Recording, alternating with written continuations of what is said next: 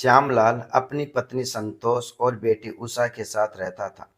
श्यामलाल बहुत ही लालची और बेईमान किस्म का आदमी था। वह हर वक्त लोगों को ठगने का काम करता रहता और अपनी जेब भरता रहता। पैसों से उसे इतना मोह था कि वह उन्हें खर्च करने से पहले 100 बार सोचता। एक दिन संतोष श्यामलाल से कुछ पैसे मांगते हुए बोली, सुनिए जी, जरा मुझे कुछ पैसे और गहने दे दीजिए। मुझे अपने भाई की शादी में जाना है। श्यामलाल कहता है, क्या तुम हर वक्त मेरे पैसे उड़ाने में लगी रहती हो? और तुम्हें पैसे किस लिए चाहिए? पैसे कितनी मुश्किल से कमाए जाते हैं, जानती भी हो? संतोष ने कहा, हाँ, जानती हूँ कितनी मुश्किल से पैसे कमाए जाते हैं, पर मुझे कुछ पैसे दे दीजिए ना। श्यामलाल ने कहा, मेरे पास कोई पैसे वैसे नहीं है और तुम मत जाओ किसी शादी वादी में। संतोष के बहुत मांगने पर भी श्यामलाल उसे पैसे नहीं देता और शादी में जाने के लिए मना कर देता है।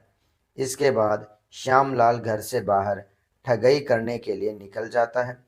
उसके साथ हमेशा एक तोता रहता था जो उसके कंधे पर बैठा रहता था। श्यामलाल ने सोचा, इस तोते के खर्चे बहुत बढ़ गए हैं। दिन भर बस खाता ही रहता है, किसी काम का नहीं। चलो अभी इसे कुछ काम पर लगाता हूँ। इतने में उसे सामने से डाकिया दिनेश बैंक से पैसे लाते हुए दिखाई देता है। श्यामलाल उसे अपनी ठगई के जाल में फांसने के लिए जोर से बोलता है, तोते जा और बस स्टैंड पर बस वाले से कहना कि मैं थोड़ी ही देर में वहां पहुंच रहा हूं, तब तक बस को रोके रखना। श्यामलाल के ऐसा कहने पर तोता तुरंत बस स्टैंड की तरफ उड़ जाता है। यह देखकर दिनेश को लगता है कि सच में यह तोता अपने मालिक की बात मान रहा है। दिनेश ने कहा, वाह भाई साहब, क्या यह तोता आपकी बात सच में मानता है?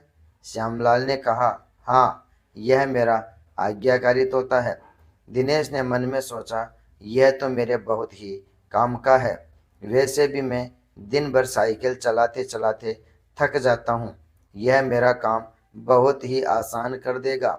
श्यामलाल ने कहा, अब आप क्या सोच रहे हैं? देखो, इस तोते को खरीदने के बारे में सोचना भी मत, क्योंकि यह मेरा आज्ञाकारी तोता है और मैं इसे बेचूंगा नहीं। दिनेश ने कहा, अरे भाई, यह तोता मुझे दे दीजिए, मैं इसके अच्छे दाम दे दूंगा। श्यामलाल साफ मना कर देता है। इससे दिनेश को और भी यकीन हो जाता है कि यह एक आज्ञाकारी और होनहार तोता है। तभी तो श्यामलाल बेचना नहीं चाहता। दिनेश को तोते की काबिलियत काफ़ी पसंद आई और वह उसे हर कीमत पर खरीदना चाहता था।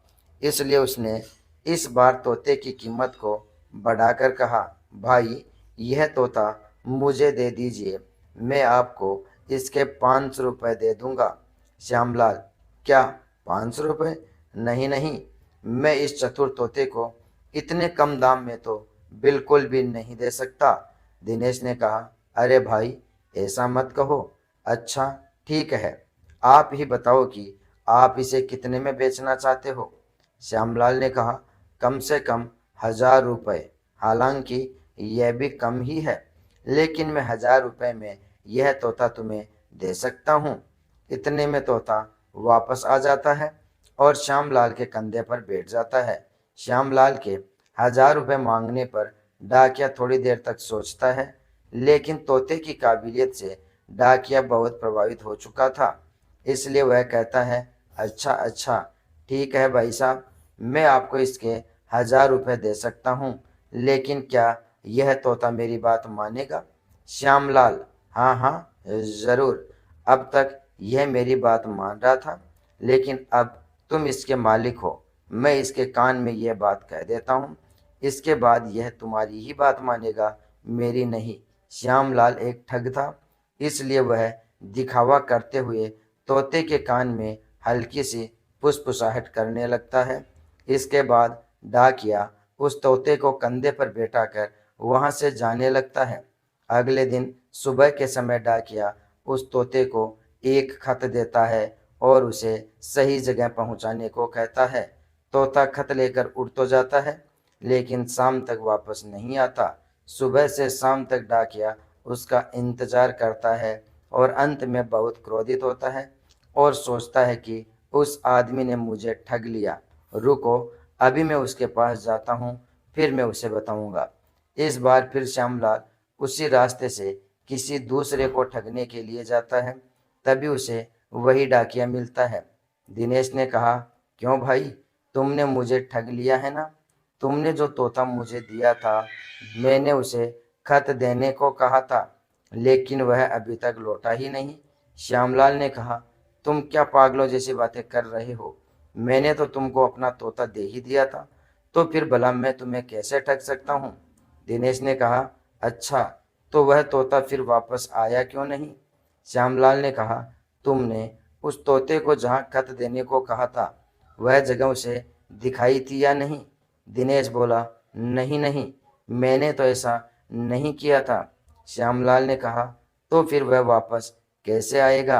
अरे, तुमने तो मेरा तोता ही खो दिया, मेरा प्यारा तोता।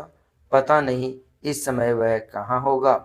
श्यामलाल के इन उदासी भरे शब्दों को सुनकर दिनेश उसे निर्दोष समझता है और वहां से मुंह लटकाए हुए वापस चला जाता है।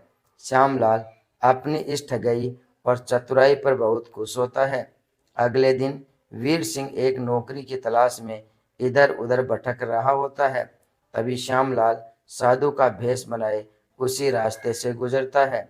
श्यामलाल वीर सिंह से कहता है, बेटा, मैं तुम्हारी परेशानी जानता हूँ, तुम नौकरी की तलाश कर रहे हो ना?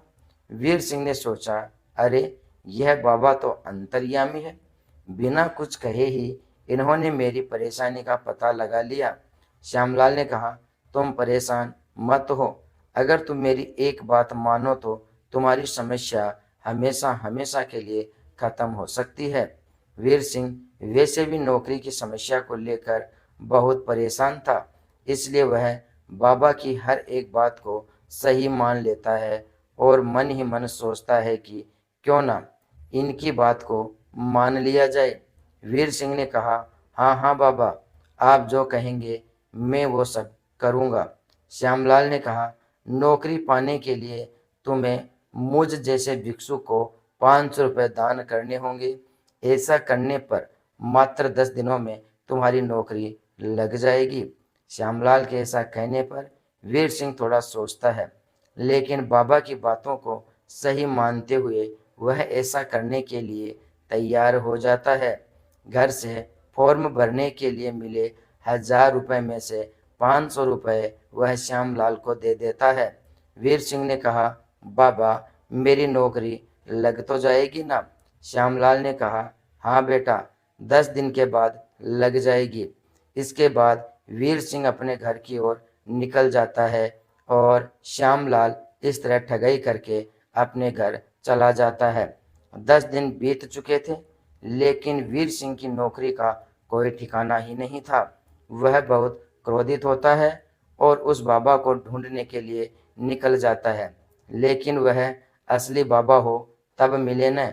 वह दिन भर गांव में भटकता रहता है।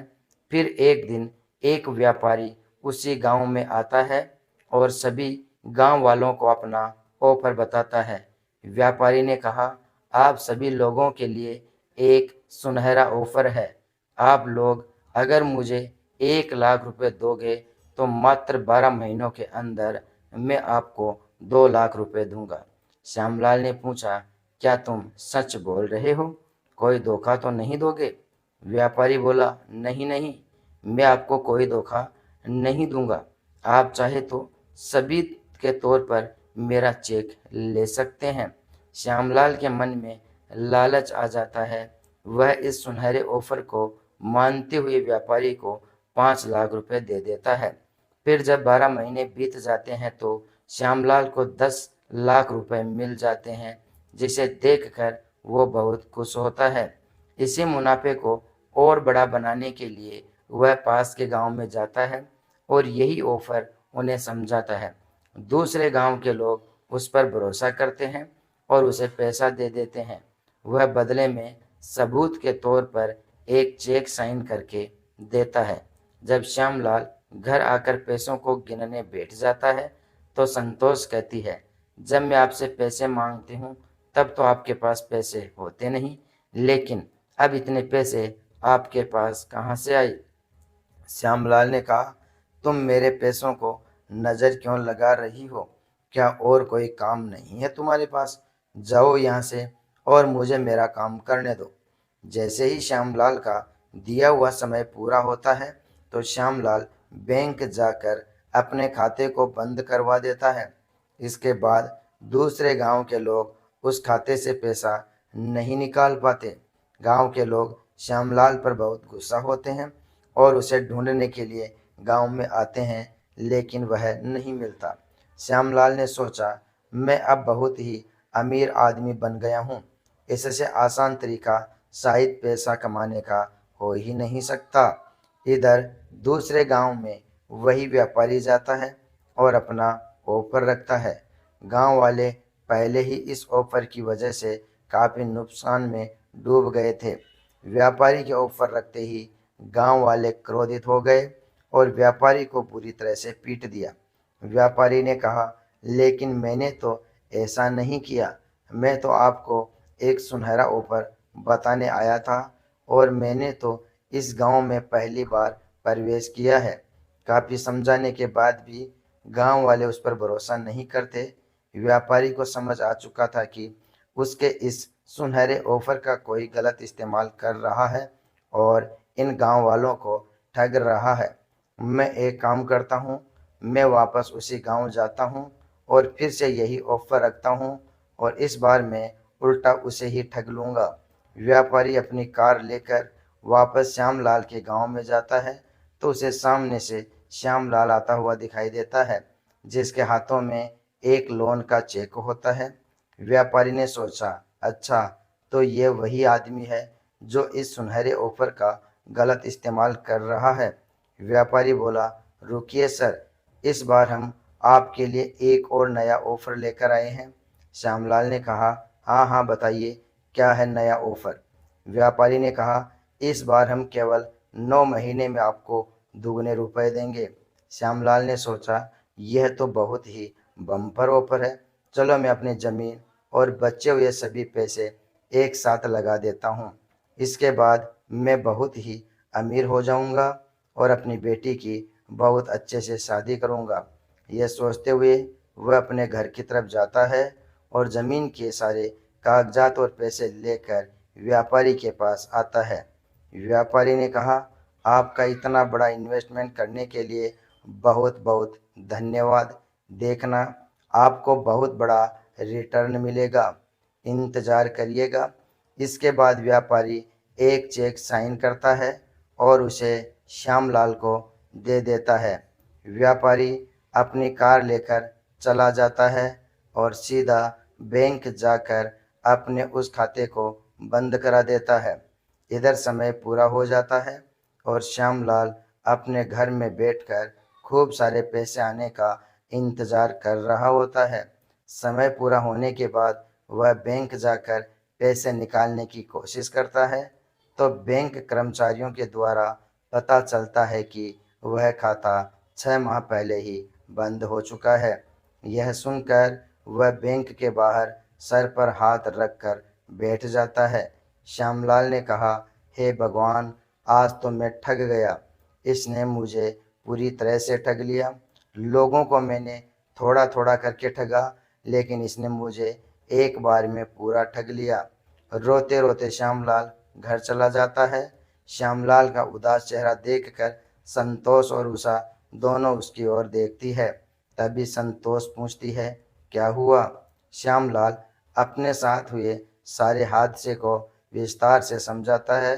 संतोष ने कहा, अच्छा हुआ तुम्हारे साथ, तुम लोगों को ठगा करते थे और आज खुद ही ठग गए। अब मैं भी मायके जा रही हूँ बेटी को साथ लेकर और तुम्हारे साथ अब कभी नहीं रहूंगी। संतोष और उषा को घर छोड़कर जाते हुए देख श्यामलाल उन्हें रोकने की कोशिश करता है, लेकिन वे नहीं रुकती। श्यामलाल इस बार अपने कारनामे पर पूरी तरह शर्मिंदा था और उसे अब समझ आ चुका था कि ठगई और बेईमानी व्यक्ति को पूरी तरह बर्बाद कर देती है। लेकिन उसे जब तक यह बात समझ में आई तब तक उसका परिवार बिखर चुका था।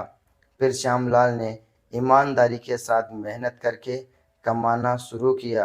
किस्मत ने श्यामलाल का खूब साथ दिया और उसका धंधा अच्छे से चलने लगा। फिर अपने ससुराल जाकर संतोष और उषा को मनाकर वापस ले आया। दोस्तों, वीडियो पसंद आया हो तो लाइक और शेयर ज़रूर कर देना।